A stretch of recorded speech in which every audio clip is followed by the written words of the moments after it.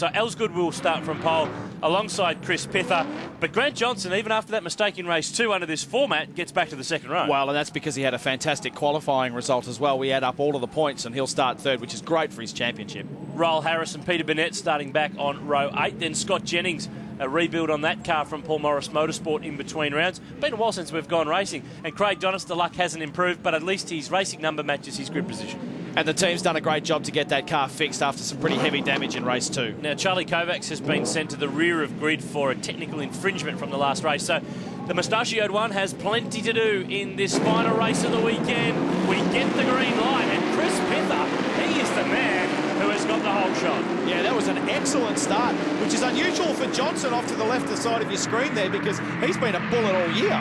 Elsgood slow. He's been swamped by the two Commodores. Johnson goes the outside, fishes through to third. We jump back aboard with Peter Burnett. Oh, this is the bit where I close my eyes every single time. He's got Rob Jarvis off to the right-hand side of him. He's made it through. Whew. That's unusual for a race restart. Hey, they haven't got to the second quarter yet. Give it time. True. So Pither leads, Johnson a second, Fisher's jumped to third, so Elsgood has got some work to do, back to fourth. We go on board now, the quadrant on board with Jack Elsgood. He had a shocker of a start as he tucks up just behind. Fisher does a safety tap there just to make sure the brakes are up on the, or the brake pads are up on the disc. Doesn't want to lock it up. And everyone covering that inside line at Honda Corner. We've got through there cleanly. That is a miracle. Normally we see at least one or two get hip and shoulder. Oh, did I speak too soon? No, we've made it through. Unbelievable. Charlie Kovacs has already got through 5 or 6. Down the back of the pack, you can see there Ben Dunn getting a touch. Baxter just giving him a little rub, letting him know he's there. It's only lap 1 of 10, but the aggro starts pretty early in a V8 Ute race. But look at Johnson. He's like a shark. He's just hunting down the back of Pither's car as we go over Lukey Heights for the first time. Andrew Fisher staying with them. Pither! He locked the left front and the right front. He's all about equality. Oh, and have a look now. That balked the field a little bit. That's allowed Elsgood around the outside. Does he touch him? No. It's a bit early. Like, you know, we've got 10 laps and you don't want to do what we did in race 2, which is have cars here, there and everywhere. So DBA in car with Andrew Fisher, feathering the throttle, trying to drive it off turn 12. Not a bad run either from Jack Elsgood, who's right with him. Cedars is out wide as he and Kurt Wimmer battle for position. Kurt's had a fantastic return to the category. He hasn't been in since last year. He's replacing Brad Patton, as you mentioned earlier.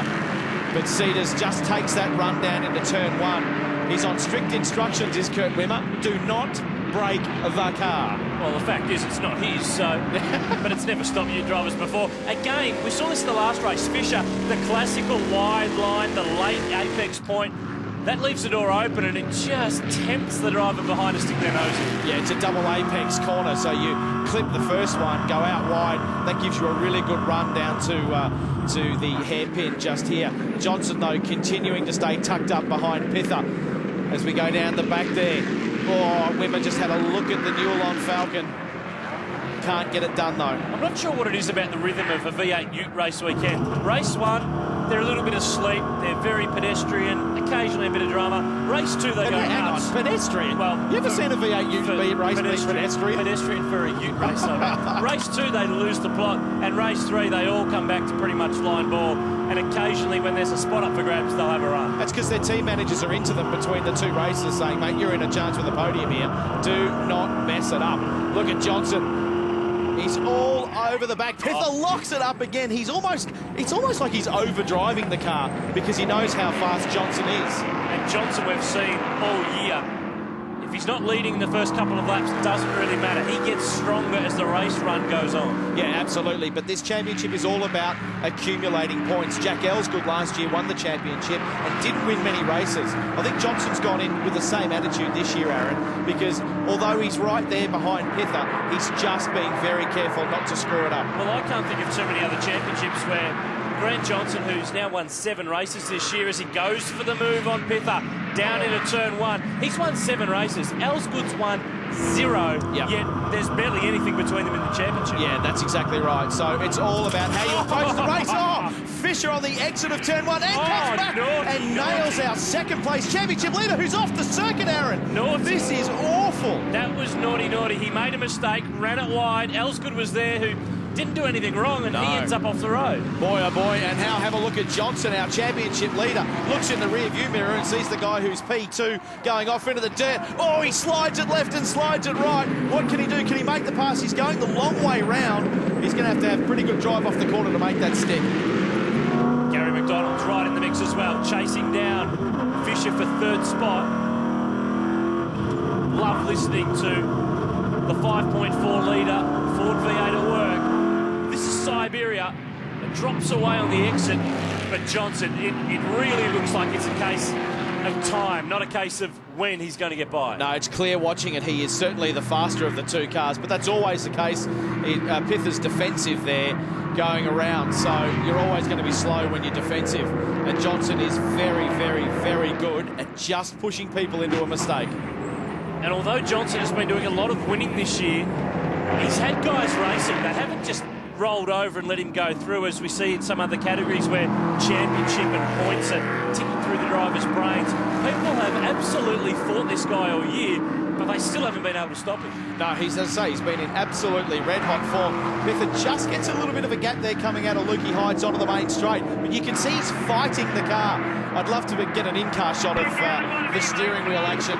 That's John Patchos, Barrel Patchos in the background. He's revved up his driver. It seems to have worked, Aaron. He's going down the inside. Pither's just moved over and let him go. Well, I think that started in the last corner. Can he get the crossover done? The inside out. Look at the wheel work, the throttle work. Johnson almost goes wide, but now just gives him a little hip and shoulder, which is going to ruin Pither's run down into the hairpin. And that went back to turn 12. Johnson had just a little bit more exit speed, carried it all the way through, and now Pither, he's going to have to drive for second, because I can't see him living with Grant Johnson at the moment. Let's look again. Yokohama replay, and Andrew Fisher. Hard to tell. Slide ball. Elsgood didn't really do anything wrong. No. Fisher didn't deliberately wipe him out, but it'll be interesting to see if anything unfolds. Oh, the Yokohama's getting torched by Dunny as well. What a great weekend he's had, despite that little fracas with Craig Donis in race 2. Back with Jack Elsgood, the champ. After that touch with Andrew Fisher, looking down the leaderboard, he is in 11th. So it swings and roundabout, snakes and ladders. Johnson had a bit of bad luck in race 2. Now it's Jack's turn, and the championship comes back to an even keel. Oh, look how hard he's pushing. He ran just a little bit wide coming onto the straight there. But you talk about bad luck, Aaron. If there's one guy that you don't want to be behind, it's Gary Baxter. He's one of the hardest guys to pass around. As now Johnson runs a little wide out of 1. Yeah, listen to Barrel Patchos on the radio, calming his driver down.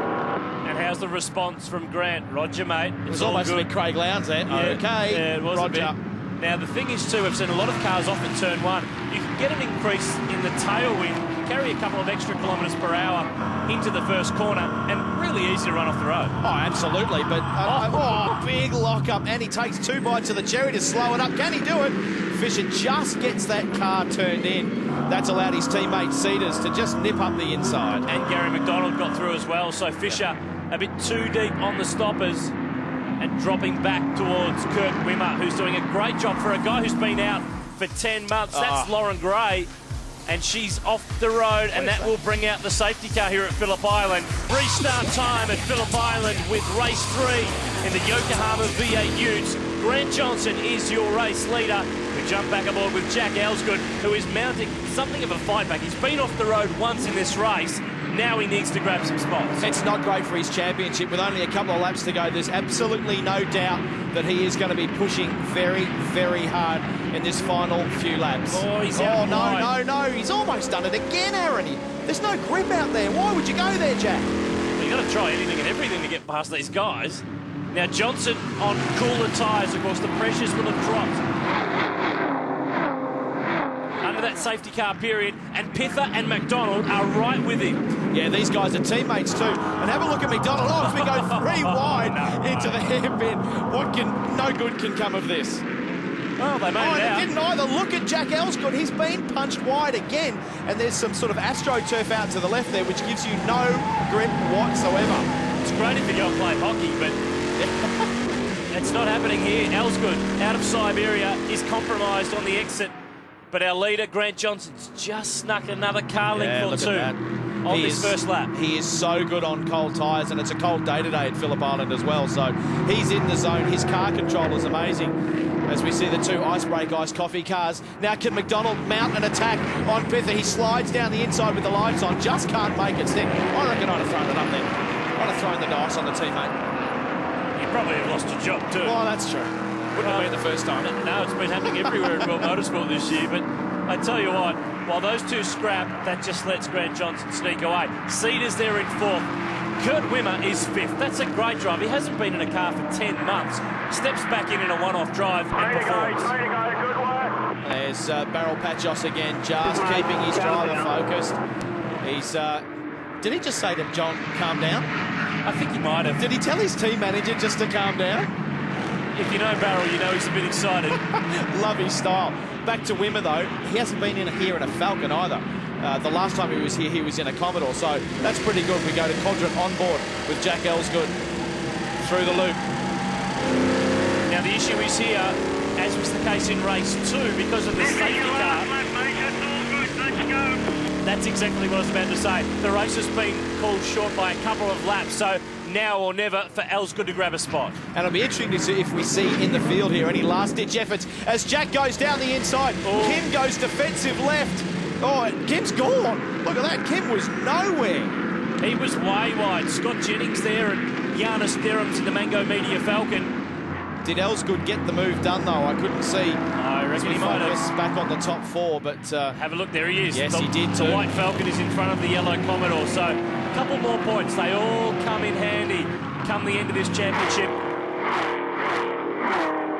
which of course is at Sydney Olympic Park in December. Yeah, exactly. We'll go there for our second time. We're obviously there for the inaugural race last year and had a ball. Isn't this guy having a fantastic run this year? He's one of our rookies, Jero Gray, as Jack Elsgood applies the blowtorch to the back of the Rockstar car. Oh. Speaking of blowtorch, look at him smoke up the Yokies. Lucky it's the last lap because that left front tyre's probably had better days. Elsgood trying to get the switch back, trying to get one last run home to the checkered flag. And we've been saying it all year. This guy, he is just unstoppable. The Regal Transport Group Commodore, the West Aussie, the former champ. Last time at the island, he took the championship 3 years on, and he's marching towards another crown. He takes race 3. As we go to the back with Elsgood, can he get past Jero Gray? No. So that's going to be very interesting to see where that's going to place him for the weekend as well as the championship, Aaron. In terms of the weekend, though, the win in this race gives Johnson the round win. Fastest lap of the race in race 3 as well. Pither and McDonald were really, really strong. Kurt Wimmer, great drive. Jack Elsgood recovers. Ben Dunn, really good weekend. Rounds out the top 10. Yeah, that'd have to be one of his best this year. Also a very good result for Peter Burnett in the CNW Falcon. Craig Donis, good recovery, back to 17th. And Andrew Fisher, 23rd, picked up a drive-through penalty for the contact with Elsgood that dropped him right throughout the field. Now, round points for round 5. Johnson stands on top of the podium from Pither and Elsgood. McDonald just misses the podium from Wimmer and Gray, but the island's been a happy hunting ground for our series leader. Love it. It's just one of those tracks that you can just have a go at and get a bit scared at in turn 1 and have a bit of a go. And yeah, I don't think it matters what you race here. Everyone that comes here just loves it. It's great.